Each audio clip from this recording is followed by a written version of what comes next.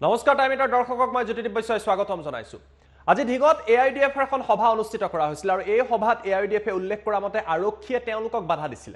ইয়াৰ পাছতেই দলটোৰ তৰফৰ পৰা প্ৰশ্ন কৰা হৈছে কালি বিজেপিৰ সভাত যদি আৰক্ষীয়ে বাধা নিদিয়ে আজি এআইডিএফে অনুষ্ঠিত কৰা সভাত কিয় তেওঁলোকক বাধা দিয়া হৈছে। আমি আপোনালোকক জনাইছো এটা গুৰুত্বপূৰ্ণ খবৰ। এআইডিএফৰ সভাত আৰক্ষী প্ৰশাসনে বাধা দিয়াৰ অভিযোগ উত্থাপন কৰিছে এআইডিএফৰ নেতাসকলে। আজি ধিঙত এআইডিএফৰ যুৱ মৰ্চাৰ এখন সভা অনুষ্ঠিত হৈছিল। ধিঙৰ ধূপগুৰিত এআইডিএফৰ এই সভাখন অনুষ্ঠিত হৈছিল, যি সভা অনুষ্ঠিত কৰাৰ সময়ত আৰক্ষী আৰু প্ৰশাসনে এই সভাত বাধা দিয়াৰ অভিযোগ উত্থাপিত হৈছিল।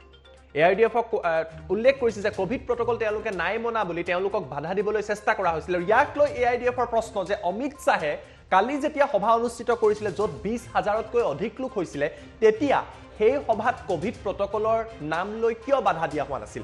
এআইডিএফৰ দাবী এআইডিএফক লৈ এতিয়া বিজেপি শংকিত হৈ পৰিছে আৰু সেইবাবে চৰকাৰে এই কাম কৰিছে।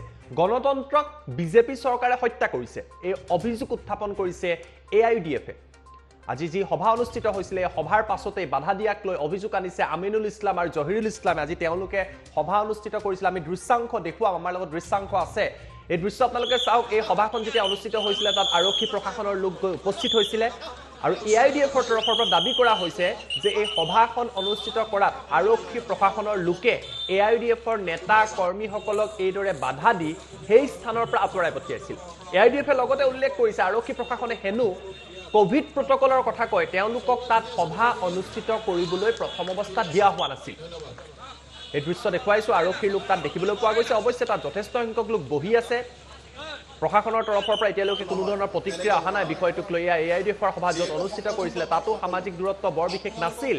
কিন্তু তেওঁলোকৰ প্ৰশ্ন আমি ইটো দৃশ্য দেখুৱাম যি কালি আমিনগাঁৱত যি সভা দেখিবলৈ পোৱা গৈছিলে এই দুইখন সভাৰ মাজত বৰ বিশেষ পাৰ্থক্য নাই। অৱশ্যে আমিনগাঁৱৰ সভাত এই সভাখনতকৈ বহু বেছি মানুহ হৈছিলে, 20,000 মানুহ হৈছিলে আৰু তাতো বৰ বিশেষ সামাজিক দূৰত্ব নাছিলে। তাৰ বিপৰীতে আমি আপোনালোকক দৃশ্যাংক দেখুৱাইছো। এআইডিএফে যিখন সভা আজি অনুষ্ঠিত কৰিছিলে ধিঙত, এই সভা অনুষ্ঠিত কৰাত আৰক্ষী প্ৰশাসনে তেওঁলোকে বাধা দিয়াৰ অভিযোগ উত্থাপিত কৰিছে আৰু তেওঁলোকৰ প্ৰশ্ন কালি যদি অমিত শ্বাহে সভা কৰোঁতে কোনো বাধা দিয়া নাই আজি কিয় তেওঁলোকক এই সভাত বাধা দিয়া হৈছে।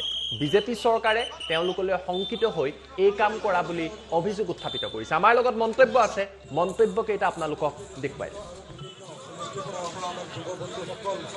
চৰকাৰখনে স্বৈৰাচাৰী চৰকাৰ এখন ফেচিষ্ট চৰকাৰ, যিখন চৰকাৰে অকল নিজৰ দলটোক বাহিৰে বাকী দলবোৰ তেওঁলোকৰ যাতে কোনো প্ৰতিদ্বন্দ্বী থাকিব নোৱাৰে, তেওঁলোকৰ ৰাজনৈতিক প্ৰতিদ্বন্দ্বী যাতে কোনো থাকিব নোৱাৰে তাৰ কাৰণে চৰকাৰখনে এক বিশেষ ব্যৱস্থা গ্ৰহণ কৰিছে।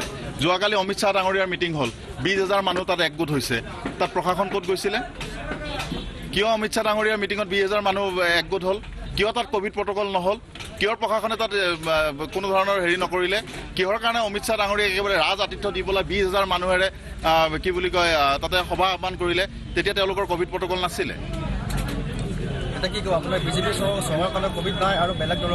নিশ্চিতভাৱে যোৱা আপুনি বিটিচি ইলেকশ্যনত চাওক না, বিটিচি ইলেকশ্যনত তেওঁলোকৰ কাৰণে কোনো কোভিড প্ৰটকল নাই। বাকী ৰাজনৈতিক দলৰ কাৰণে কোভিড প্ৰটকল। তেওঁলোকে হাজাৰ হাজাৰ লাখ লাখ মানুহ লৈ পেলাই তেওঁলোকে মিটিং কৰিব পাৰে। তেওঁলোকৰ কাৰণে তেনেকুৱা কোনো বান্ধোন নাথাকে।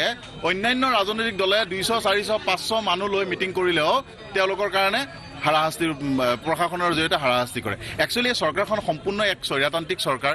এওঁলোকে ভাবে যে বিৰোধী শূন্য, প্ৰতিদ্বন্দ্বী শূন্য এওঁলোকে এখন ঠাই বনাব বিচাৰে, এক জেগা বিচাৰিব বিচাৰে। যিহেতু এওঁলোকে জানে যে সন্মুখ সময়ত প্ৰতিদ্বন্দ্বিতা কৰিব পৰা শক্তি এওঁলোকৰ নাই, গতিকে এওঁলোকে শাসন আৰু এওঁলোকৰ বাহুবল ধনবল ব্যৱহাৰ কৰি বাকী বিৰোধী শক্তিক ধৰাশায়ী কৰাৰ একমাত্ৰ নিকৃষ্ট পন্থা তেওঁলোকে অৱলম্বন কৰিছে, যিটো ভাৰতীয় গণতন্ত্ৰৰ কাৰণে শুভ লক্ষণ নহয়। আমি আগৰ পৰাই কৈ আহিছোঁ যে বিজেপিৰ দল আৰু বিজেপিৰ চৰকাৰখন গণতন্ত্ৰ হত্যাকাৰী চৰকাৰ এখন। গণতন্ত্ৰক এওঁলোকে গলত টিপি হত্যা কৰা এখন চৰকাৰ, যি চৰকাৰখন ফেচিষ্ট চৰকাৰ। আৰু এই চৰকাৰখনত গণতান্ত্ৰিক ব্যৱস্থাটোক সম্পূৰ্ণ ধূলিচ্ছাত কৰিছে, গণতান্ত্ৰিক ব্যৱস্থাটোক কুঠাৰাঘাত কৰিছে আৰু এওঁলোকে এই গণতান্ত্ৰিক ব্যৱস্থাটোক কুঠাৰাঘাত কৰি সমগ্ৰ ভাৰতবৰ্ষৰ ৰাজনীতিটো কুলকিত কৰিছে। কথাটো আজিৰ নতুন নহয়, আমি দলৰ জন্মলগ্নৰ পৰা এইটো ফেচ কৰি আহি আছোঁ। গতিকে যিমানেই আমাৰ দলক তেওঁলোকে বাধা দিব বিচাৰিব, সাংগঠনিক কাম কাজত বাধা দিব, সিমানেই আমাৰ জনসমৰ্থন বাঢ়িব। জনসাধাৰণে মুক্ত গণতন্ত্ৰ বিচাৰে। গণতান্ত্ৰিকভাৱে কোনো দলৰ গণতান্ত্ৰিক অধিকাৰক খৰ্ব কৰি শাসকীয় দলে তেওঁলোকে ক্ষমতাৰ অপব্যৱহাৰ কৰাটো জনসাধাৰণে কেতিয়াও নিবিচাৰে। গতিকে আমি ভাবোঁ তেওঁলোকে আমাৰ এই বৰ্ধিত জনপ্ৰিয়তাক কোনো পধ্যেই বাধা দি ৰাখিব নোৱাৰে। AUDFৰ উত্থান ঘটিছে, উত্থান ঘটিবই, আৰু অহা 2021 চন নিৰ্বাচনত অসমত এক শক্তিশালী মিত্ৰজোঁটৰ নেতৃত্ব লৈ AUDF দলে শক্তিশালী ভূমিকা গ্ৰহণ কৰি বিজেপিক উৎখাত কৰিবই। তেওঁলোকে বাধা দি আমাৰ জনপ্ৰিয়তাক ৰাখিব নোৱাৰে। এইটো বাধা আজিৰ নহয়, আমি আমাৰ দলৰ জন্মলগ্নৰ পিছৰ পৰাই 2005 চনৰ পৰা আমি দেখা পাই আছোঁ যে AUDFৰ যেতিয়া উত্থান দেখা পায় আৰু AUDFৰ জনপ্ৰিয়তা যেতিয়া বৃদ্ধি পায়, তেতিয়াই পূৰ্বৰ চৰকাৰেও কৰিছিল, বৰ্তমান চৰকাৰেও। আৰু বৰ্তমান দেখা গৈছে অসমত বিজেপিৰ একমাত্ৰ প্ৰতিদ্বন্দ্বী দল, মুখ্য প্ৰতিদ্বন্দ্বী বুলি তেওঁলোকে AUDF দলক বিবেচনা কৰিছে। আৰু AUDF দলৰ যিটো উত্থান, আৰু যেনেকৈ গোটেই অসমৰ সকলো সমষ্টিত হাজাৰ হাজাৰ লোক যেনেকৈ AUDF দলত যোগদান কৰি আছে, আৰু আমাৰ দলৰ মূল কমিটিৰ লগত যুৱ মৰ্চা, ছাত্ৰ মৰ্চা, মহিলা মৰ্চাৰ ভাতৃ সংগঠনবিলাক যেনেকৈ শক্তিশালীভাৱে অসমত আত্মপ্ৰকাশ কৰিছে, এতিয়া এইটোৰ কাৰণে শংকিত হৈছে শাসকীয় বিজেপি দল। আৰু তেওঁলোকে যিকোনো মূল্যৰ বিনিময়ত AUDFৰ উত্থানক বাধা দিব বিচাৰিছে, যাতে AUDF দলে আগন্তুক দিনত এক শক্তিশালী মিত্ৰজোঁটৰ জৰিয়তে বিজেপিক উৎখাত কৰিব নোৱাৰে, ইমান শক্তিশালী হ'ব নোৱাৰে। গতিকে এই বাধাত চৰকাৰখনে স্বৈৰাচাৰী চৰকাৰ এখন ফেচিষ্ট চৰকাৰ, যিখন চৰকাৰে অকল নিজৰ দলটোক বাহিৰে বাকী দলবোৰ তেওঁলোকৰ যাতে কোনো প্ৰতিদ্বন্দ্বী থাকিব নোৱাৰে, তেওঁলোকৰ ৰাজনৈতিক প্ৰতিদ্বন্দ্বী যাতে কোনো থাকিব নোৱাৰে, তাৰ কাৰণে চৰকাৰখনে এক বিশেষ ব্যৱস্থা গ্ৰহণ কৰিছে। যোৱাকালি অমিত শ্বাহ ডাঙৰীয়াৰ মিটিং হ'ল, 20,000 মানুহ তাত একগোট হৈছে। তাত প্ৰশাসন ক'ত গৈছিলে? কিয় অমিত শ্বাহ ডাঙৰীয়াৰ মিটিঙত 20,000 মানুহ একগোট হ'ল? কিয় তাত ক'ভিড প্ৰট'কল নহ'ল? কিহৰ প্ৰশাসনে তাত কোনো ধৰণৰ হেৰি নকৰিলে? কিহৰ কাৰণে অমিত শ্বাহ ডাঙৰীয়াক একেবাৰে ৰাজ আতিথ্য দি পেলাই 20,000 মানুহেৰে কি বুলি কয় তাতে সভা আহ্বান কৰিলে? তেতিয়া তেওঁলোকৰ ক'ভিড প্ৰট'কল নাছিলে। নিশ্চিতভাৱে যোৱা আপুনি BTC ইলেকশ্যনত চাওক না, BTC ইলেকশ্যনত তেওঁলোকৰ কাৰণে কোনো ক'ভিড প্ৰট'কল নাই, বাকী ৰাজনৈতিক দলৰ কাৰণে ক'ভিড প্ৰট'কল। তেওঁলোকে হাজাৰ হাজাৰ লাখ লাখ মানুহ লৈ পেলাই তেওঁলোকে মিটিং কৰিব পাৰে, তেওঁলোকৰ কাৰণে তেনেকুৱা কোনো বান্ধোন নাথাকে। অন্যান্য ৰাজনৈতিক দলে 200, 400, 500 মানুহ লৈ মিটিং কৰিলেও তেওঁলোকৰ কাৰণে হাৰাশাস্তিৰ প্ৰশাসনৰ জৰিয়তে হাৰাশাস্তি কৰে। একচুৱেলি এই চৰকাৰখন সম্পূৰ্ণ এক স্বৈৰতান্ত্ৰিক চৰকাৰ।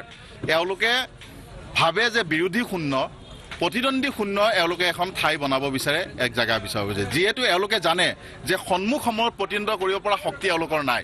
গতিকে এওঁলোকে শাসন আৰু এওঁলোকৰ বাহুবল ধনবল ব্যৱহাৰ কৰি বাকী বিৰোধী শক্তিক ধৰাশায়ী কৰাৰ একমাত্ৰ নিকৃষ্ট পন্থা তেওঁলোকে অৱলম্বন কৰিছে, যিটো ভাৰতীয় গণতন্ত্ৰৰ কাৰণে শুভ লক্ষণ নহয়।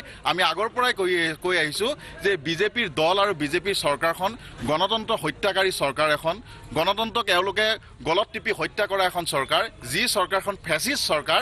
আৰু এই চৰকাৰখনত গণতান্ত্ৰিক ব্যৱস্থাটোক সম্পূৰ্ণ ধূলিচ্ছাত কৰিছে, গণতান্ত্ৰিক ব্যৱস্থাটোক কুঠাৰাঘাত কৰিছে, আৰু এওঁলোকে এই গণতান্ত্ৰিক ব্যৱস্থাটোক কুঠাৰাঘাত কৰি সমগ্ৰ ভাৰতবৰ্ষৰ ৰাজনীতিটো কুলকিত কৰিছে। কথাটো আজিৰ নতুন নহয়, আমি দলৰ জন্মলগ্নৰ পৰা এইটো ফেচ কৰি আহি আছোঁ। গতিকে যিমানেই আমাৰ দলক তেওঁলোকে বাধা দিব বিচাৰিব, সাংগঠনিক কাম কাজত বাধা দিব, সিমানেই আমাৰ জনসমৰ্থন বাঢ়িব। জনসাধাৰণে মুক্ত গণতন্ত্ৰ বিচাৰে। গণতান্ত্ৰিকভাৱে কোনো দলৰ গণতান্ত্ৰিক অধিকাৰক খৰ্ব কৰি শাসকীয় দলে তেওঁলোকে ক্ষমতাৰ অপব্যৱহাৰ কৰাটো জনসাধাৰণে কেতিয়াও নিবিচাৰে। গতিকে আমি ভাবোঁ তেওঁলোকে আমাৰ এই বৰ্ধিত জনপ্ৰিয়তাক কোনো পধ্যেই বাধা দি ৰাখিব নোৱাৰে। AUDFৰ উত্থান ঘটিছে, উত্থান ঘটিবই, আৰু অহা 2021 চন নিৰ্বাচনত অসমত এক শক্তিশালী মিত্ৰজোঁটৰ নেতৃত্ব লৈ AUDF দলে শক্তিশালী ভূমিকা গ্ৰহণ কৰি বিজেপিক উৎখাত কৰিবই। তেওঁলোকে বাধা দি আমাৰ জনপ্ৰিয়তাক ৰাখিব নোৱাৰে।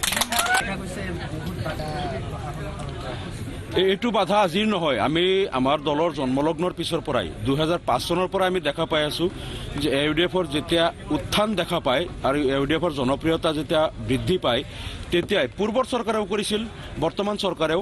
আৰু বৰ্তমান দেখা গৈছে অসমত বিজেপিৰ একমাত্ৰ প্ৰতিদ্বন্দ্বী দল, মুখ্য প্ৰতিদ্বন্দ্বী বুলি তেওঁলোকে AUDF দলক বিবেচনা কৰিছে আৰু AUDF দলৰ যিটো উত্থান আৰু যেনেকৈ গোটেই অসমৰ সকলো সমষ্টিত হাজাৰ হাজাৰ লোক যেনেকৈ AUDF দলত যোগদান কৰি আছে আৰু আমাৰ দলৰ মূল কমিটিৰ লগত যুৱ মৰ্চা ছাত্ৰ মৰ্চা মহিলা মৰ্চাৰ ভাতৃ সংগঠনবিলাক যেনেকৈ শক্তিশালীভাৱে অসমত আত্মপ্ৰকাশ কৰিছে এতিয়া এইটো কাৰণে শংকিত হৈছে শাসকীয় বিজেপি দল আৰু তেওঁলোকে যিকোনো মূল্যৰ বিনিময়ত AUDFৰ উত্থানক বাধা দিব বিচাৰিছে যাতে AUDF দলে আগন্তুক দিনত এক শক্তিশালী মিত্ৰজোঁটৰ জৰিয়তে বিজেপিক উৎখাত কৰিব নোৱাৰে ইমান শক্তিশালী হ'ব নোৱাৰে গতিকে এই বাধাটো আজি নতুন নহয় আমি দলৰ জন্মলগ্নৰ পৰা এইটো ফেচ কৰি আহি আছোঁ